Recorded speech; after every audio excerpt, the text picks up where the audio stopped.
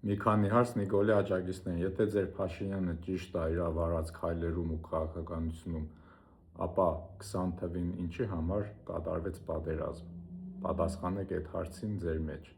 Հետո, եթե Փաշինյանը ամեն ինչ ճիշտ է անում, ինչու համար Ադրբեջանը ներխուժեց Հայաստանի տարածք 21-22 թվերին։ Եթե Փաշինյանը սաղ ճիշտ է անում, ինչի համար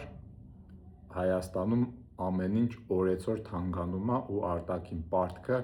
աճում է։ Եթե ձեր Փաշինյանը ճիշտ քաղաքականություն է վարում, ապա ինչի համար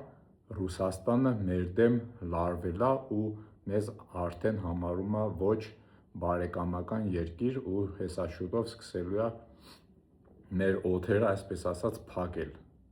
Եթե Փաշինյանը ճիշտ է ամեն դեպքում, ճիշտ քաղաքականություն է վարում, ապա ինչու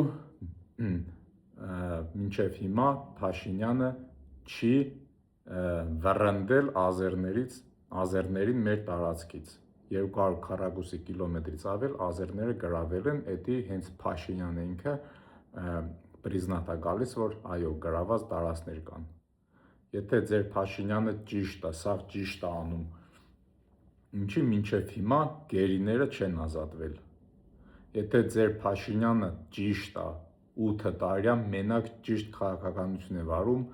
ու անում ամեն ինչ, որպեսզի կոռուպցիա չլինի, ինչի համար ոչ մի նախկին, ոչ մի ներկա, այսպես կոչված պաշտոնյաներ չեն կրել պատասխանատվություն, ովքեր թալանել են ռեալ երկիրը։ Ուր են մեղավորներն, ուր են, չկան։ Ու այսքանից հետո դուք ուզում եք նորից վերընտրել իրեն հունիսի 7-ին, ինքը իր խոստումները չի կատարել, ոչ մի բան չի կատարել, բացի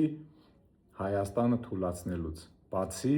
մեզ պարտքի տակ մտցնելուց, բացի Արցախը լիովին հանձնելուց, բացի